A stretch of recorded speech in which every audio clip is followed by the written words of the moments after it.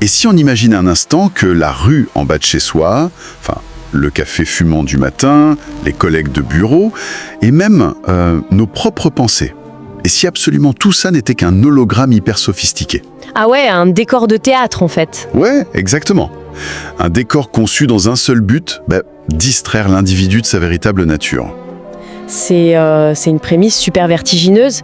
Ça revient presque à dire que le monde entier, avec ses drames géopolitiques, ses tragédies ou même ses joies, ce n'est qu'une gigantesque salle d'attente pleine d'écrans qui clignotent. C'est clair. Une machinerie bien huilée, quoi.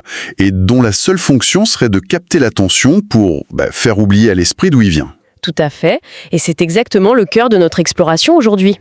Ouais, c'est le but de cette plongée au cœur de nos sources. On va décoder une philosophie ésotérique vraiment radicale, qui affirme très exactement ça. Oui, on se base surtout sur les enseignements de la chaîne Pureté en Soi, et plus particulièrement sur une vidéo fascinante qui s'appelle « Croire être ». Et le programme est chargé, hein.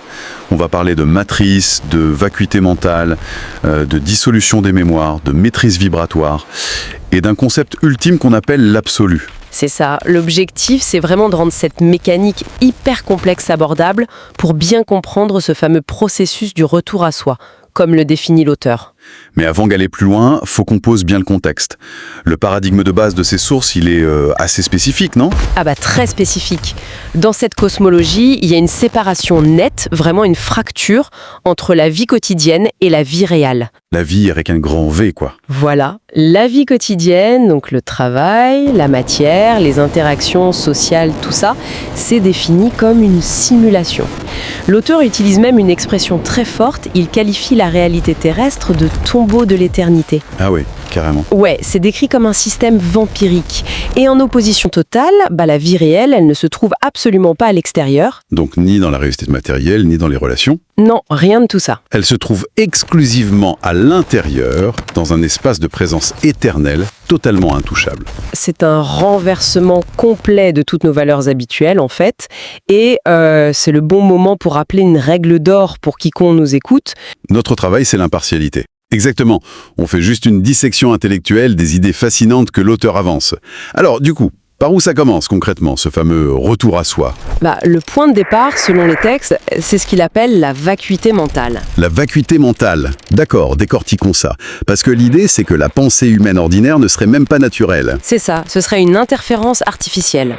C'est vraiment le premier pilier du processus. Et il faut bien comprendre la mécanique, parce que faire le vide dans son espace mental, là, on ne parle pas d'une technique de relaxation pour évacuer le stress. Ah non, on n'est pas dans la méditation du dimanche soir. Pas du tout.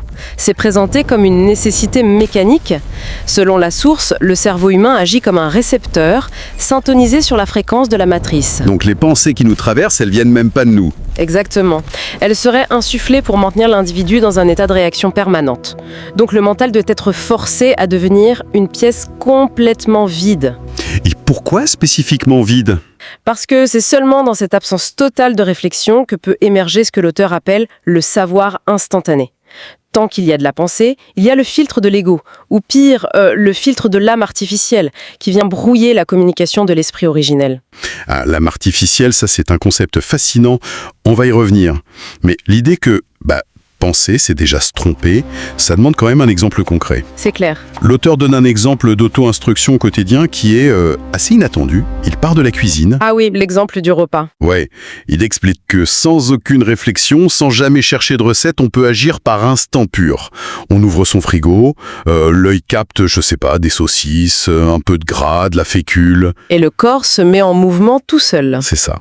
Sans formuler la moindre pensée du genre « qu'est-ce que je vais bien pouvoir cuisiner avec ça ?», l'assemblage se fait naturellement. Et à la fin, on obtient un borscht traditionnel ou un curry parfait alors qu'on n'a aucune expérience là-dedans. Ça illustre une distinction majeure dans cette philosophie. La différence entre la connaissance et le savoir. Ouais, l'auteur insiste beaucoup là-dessus. Parce que la connaissance, c'est une donnée qu'on a accumulée. Elle est mémorisée, stockée dans le disque dur de la matrice, en gros. Ça demande un effort de récupération et surtout, ça crée du doute. Alors que le savoir, lui, il est différent. Le savoir, il est vivant et immédiat. Il n'a pas besoin d'être appris. Il descend directement dans la matière, selon la situation. Dans l'exemple de la cuisine, l'action est fluide parce qu'elle court-circuite la base de données du mental. C'est l'intelligence pure de l'esprit qui guide les cellules. Le corps sait intuitivement quelle réaction chimique va se passer entre la fécule et le gras, en fait. C'est marrant, ça me fait penser, c'est un peu comme si le mental ordinaire, c'était un navigateur web ouvert avec 300 onglets qui tournent en fond. Oh oui, une très bonne analogie. T'as des onglets de vieux souvenirs, un autre avec tes angoisses pour demain, ta liste de courses, des débats imaginaires. Bah évidemment, avec tout ça, le système RAM, il surchauffe et la batterie se vide. Totalement. La vacuité mentale, du coup, c'est forcer la fermeture du navigateur. On dégage les 300 onglets d'un coup. Et ça permet au système d'exploitation de base le savoir instantané de récupérer 100% de la mémoire vive. La mécanique est très juste. Mais le problème, c'est que ces fameux onglets, ils ont une sacrée tendance à s'ouvrir de nouveau tout seuls, hein. Les fameux pop-up indésirables. Voilà. Et pour garder le navigateur fermé de façon permanente, il faut aller nettoyer le code source. Ce qui nous amène à la deuxième étape du processus, la dissolution des mémoires, et de cette fameuse âme artificielle. Parce que ces onglets qui persistent, ce sont des mémoires cristallisées, c'est ça ? Les textes disent qu'il faut se placer au point zéro, le centre absolu de soi-même, quoi, et utiliser son feu intérieur pour dissoudre cette âme. C'est exactement le terme, oui. Mais techniquement, ça marche comment ? Enfin, c'est quoi cette âme artificielle et comment on brûle une mémoire concrètement ? Alors déjà, dans cette cosmologie, l'âme n'est pas du tout la part divine et poétique de l'individu. Au contraire, c'est vu comme une espèce de carte mémoire implantée par la matrice. Attends, une carte mémoire ? Ouais, son rôle, c'est d'enregistrer chaque expérience sur Terre, chaque trauma, chaque émotion. Et le piège, c'est qu'à chaque événement marquant enregistré, une petite fraction de notre énergie vitale est arrachée et reste coincée, cristallisée dans ce souvenir. Ah, donc la mémoire, c'est littéralement de l'énergie piégée. Voilà, c'est de la donnée morte qui enferme l'individu dans le passé. Donc, le processus de dissolution, ça consiste à observer ces mémoires quand elles remontent, mais sans y attacher la moindre émotion. Et c'est là qu'intervient le feu intérieur. Exactement. Le feu intérieur, c'est la volonté froide et pure de l'esprit. Une observation tellement neutre qu'elle annule la charge émotionnelle du souvenir. En brûlant cette archive, on libère l'énergie captive et on la ramène au point zéro. Et c'est ça qui laisse place au vécu instantané, c'est là ? C'est ça. Un état de présence en temps réel, sans le poids du passé. Ok, mais là, il faut qu'on fasse une pause, parce que ça heurte violemment notre psychologie habituelle. S'il faut dissoudre toutes les mémoires, détruire les traumas, d'accord, c'est libérateur. Mais on parle aussi de détruire les souvenirs joyeux. Oui, absolument tous les souvenirs. La naissance d'un enfant, un premier amour, une grande réussite. Si on efface volontairement ces moments de grâce qui font de nous des humains, on devient juste une coquille vide, non ? Un automate sans cœur. Pourquoi vouloir éradiquer la joie ? C'est l'objection classique et elle est super légitime. Mais l'auteur fait une distinction hyper précise. Le but, ce n'est pas de devenir un robot insensible. Le but, c'est de refuser que notre énergie soit prise en otage par le souvenir de l'émotion. Ah, la nuance est sur le souvenir, pas sur l'émotion elle-même. C'est ça. La joie mémorisée dans ce système, elle est aussi vampirique que le trauma. Parce qu'elle crée de la nostalgie, de l'attachement, l'envie de revivre le passé. Ça sort l'individu de son point zéro. D'accord, je vois la logique. L'objectif de cette désidentification, c'est pas de créer un vide stérile. C'est de détruire l'avatar humain pour faire renaître l'entité créatrice de base. En dissolvant la mémoire d'une joie passée, on récupère l'énergie pour vivre une intensité réelle. Là, maintenant, dans le présent absolu. En gros, le créateur n'a pas besoin de regarder dans le rétroviseur, puisqu'il génère la vie à la seconde près. Exactement. Mais du coup, ça soulève un autre problème. Une fois qu'on a dissous cette identité, vidé le cache du navigateur et ramené toute notre énergie au centre, on est chargé à bloc. On a une puissance énorme. C'est le but, ouais. Sauf qu'on évolue toujours dans cette matrice prédatrice. Comment on évite de se faire vider instantanément de cette énergie toute neuve ? Ah, ben voilà, c'est là qu'intervient la notion de maîtrise vibratoire. C'est vital. Les textes posent une règle stricte, il est formellement interdit d'émaner. Interdit d'émaner. C'est-à-dire projeter sa vibration vers l'extérieur. C'est ça. Émaner, c'est projeter ses émotions, sa vibration ou ses intentions vers le monde. C'est considéré comme une erreur fatale parce que la matrice, elle, n'a pas de lumière propre. Elle se nourrit de l'énergie des consciences piégées. Donc, si j'émane, je suis comme un phare dans la nuit. Exactement. Dès que tu projettes de la joie, de la colère ou même de l'empathie, tu attires les prédateurs de la matrice. En plus, mécaniquement, l'émanation crée une résonance avec le champ des autres, donc une action et une réaction. Ce qui génère du karma. Voilà, un enchevêtrement vibratoire. L'auteur va très loin, hein. Il dit que projeter sa vibration sur quelqu'un, même pour le guérir ou l'aider avec la meilleure volonté du monde, c'est une violation de son espace souverain. C'est conceptuellement choquant de dire que la bienveillance est une violation. Mais dans les règles de leur univers, c'est hyper logique. En fait, pour reprendre notre image tech de tout à l'heure, émaner sa vibration, c'est comme diffuser un réseau Wi-Fi ouvert sans mot de passe. Avec le signal à fond, hein. Ouais, le signal à fond, en plein milieu d'une convention internationale de hackers. Directement, des dizaines d'appareils vont se connecter, siphonner ta bande passante et peut-être même injecter des virus. C'est une super métaphore. Donc rétracter sa vibration, le but de la maîtrise vibratoire, c'est éteindre la fonction routeur. On disparaît des radars, mais on garde toute la puissance de la fibre optique juste pour soi. Tout à fait. Et pour réussir à éteindre ce fameux routeur, les enseignements proposent des exercices très pratiques. Des exercices comme quoi, par exemple? Eh bien, l'une des méthodes, c'est de s'isoler complètement, dans le noir, souvent autour de 3 heures du matin. 3 heures du matin, hein? C'est précis. Pourquoi cette heure-là? Parce que c'est le moment où l'égrégore mental collectif est au plus bas. L'activité de la matrice environnementale dort, en quelque sorte. Donc, dans le silence, l'individu se met au point zéro et essaye de capter sa fréquence de base. On cherche à sentir quoi? Son pouls? Non, pas le physique. On cherche un courant plus subtil, une vibration pure qui remonte le long de la colonne vertébrale jusqu'au cerveau. Un vrai travail de calibrage chirurgical, quoi. Et une fois qu'on a capté ce courant subtil, comment on le réactive, techniquement parlant ? La technique demande d'utiliser le corps physique pour aider l'esprit. L'exercice consiste à mimer une inspiration extrêmement profonde, mais énergétiquement. C'est littéralement l'action d'avaler sa propre lumière. Waouh! Avaler sa propre énergie? Ouais. L'individu tire toute sa vibration vers l'intérieur pour empêcher le moindre petit photon de fuir. Et cette compression hermétique déclenche une nouvelle capacité qu'ils appellent lecture vibratoire. La lecture vibratoire, c'est-à-dire? En devenant un récepteur totalement silencieux, le champ de la personne n'interfère plus avec l'extérieur. L'individu devient capable de scanner son environnement avec une clarté totale. Les mots, les apparences de quelqu'un d'autre n'ont plus d'importance. On perçoit juste la signature vibratoire de ses intentions réelles. Ce qui rend toute manipulation matricielle impossible, du coup. C'est l'idée, oui. Voici l'essentiel sur le protocole de rétractation de l'émanation vibratoire. Issu de la chaîne diamant de l'inémanence, ce concept révèle que projeter son énergie vers l'extérieur nourrit une matrice illusoire, rendant la maîtrise de sa propre vibration indispensable pour retrouver son état pur et originel. Au quotidien, on s'éparpille tous un peu dans cette matrice, non? Alors premièrement, regardons le danger.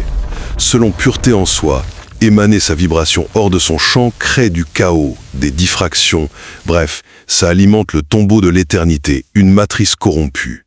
Imaginez votre énergie comme l'eau d'un tuyau d'arrosage percé. Au lieu d'arroser les mauvaises herbes extérieures, il faut colmater les fuites pour garder toute l'eau dans votre propre réservoir. Deuxièmement, on passe à l'action physique avec l'alchimisation respiratoire. C'est simple, on inspire profondément sur 8 temps pour ramener à soi l'émanation dispersée, puis on expire sur 4 temps pour s'envelopper de sa fréquence originelle. Vous vous dites sûrement, mais comment attraper physiquement une vibration qui est invisible ? La réponse est là, à travers le rythme mécanique et implacable de cette respiration spécifique. Finalement, c'est l'heure de l'intégration. On suspend sa respiration sur 4 temps pour faire coexister les vibrations au point zéro, notre épicentre. Puis, on expire dans le vide sur 4 temps pour déposer l'énergie dans son vide source. Ça transforme carrément nos cellules en atomes neutres. En fait, c'est l'équivalent d'une réinitialisation d'usine sur un smartphone. Vous forcez la fermeture de toutes ces applications cachées qui drainent votre batterie pour exister purement au point mort, sans créer de pensée parasite. En rapatriant ainsi votre fréquence au point zéro, vous cessez de créer le chaos à l'extérieur pour régner en souverain absolu sur votre propre énergie.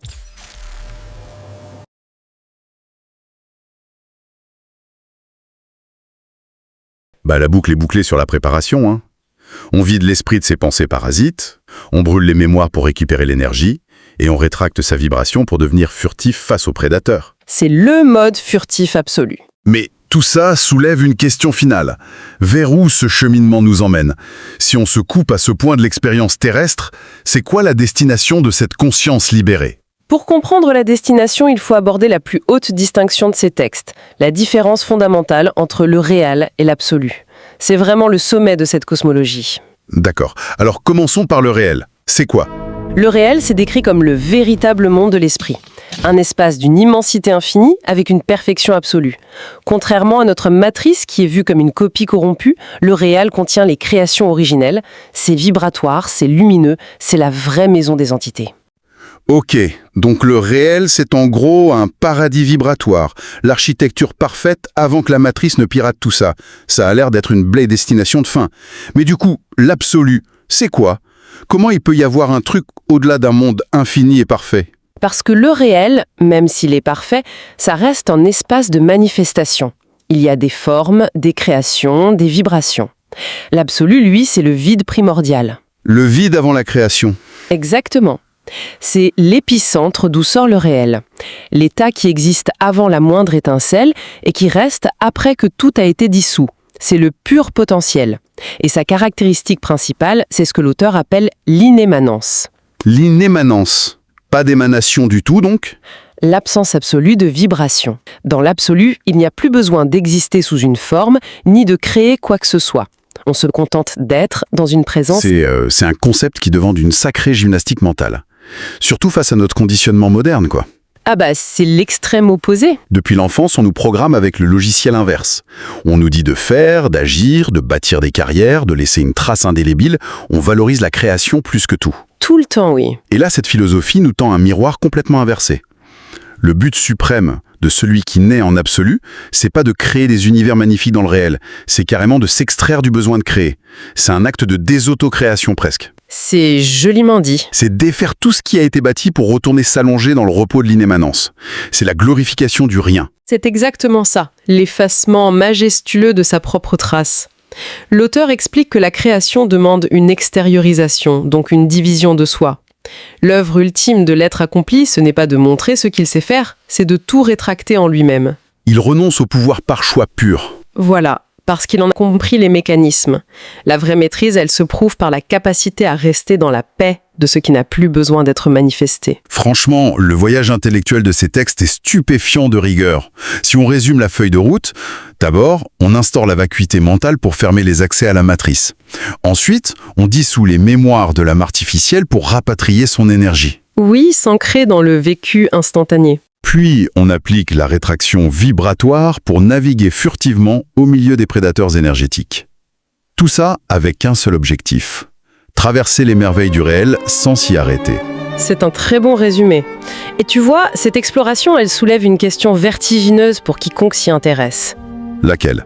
Si on regarde la frénésie de notre civilisation actuelle, cette course pour attirer l'attention, pour exister sur les réseaux, pour laisser son nom dans l'histoire, et si la véritable force, c'était l'opposé exact? Ouh, je vois où tu veux en venir. Si l'expression la plus pure du pouvoir n'était pas l'action frénétique, mais la capacité de désexister volontairement aux yeux du monde, en reprenant toute sa lumière en soi. Est-ce que ce besoin obsessionnel d'être reconnu et de laisser une trace ne serait pas, au fond, la mécanique même de notre prison psychologique ? Ah ouais, c'est une réflexion qui bouscule l'ego dans ses fondements les plus profonds, ça. L'idée que chercher à prouver son existence ne ferait qu'alimenter les rouages de la simulation, c'est un sacré paradoxe à méditer. C'est clair. Ce type de plongée au cœur de sources aussi radicales, ça prouve vraiment que l'apprentissage remet tout en question. C'est enrichissant d'observer nos mécanismes et peut-être d'essayer, ne serait-ce qu'une seconde, de fermer tous les onglets de notre fameux navigateur interne. À la prochaine pour une nouvelle exploration de l'inconnu.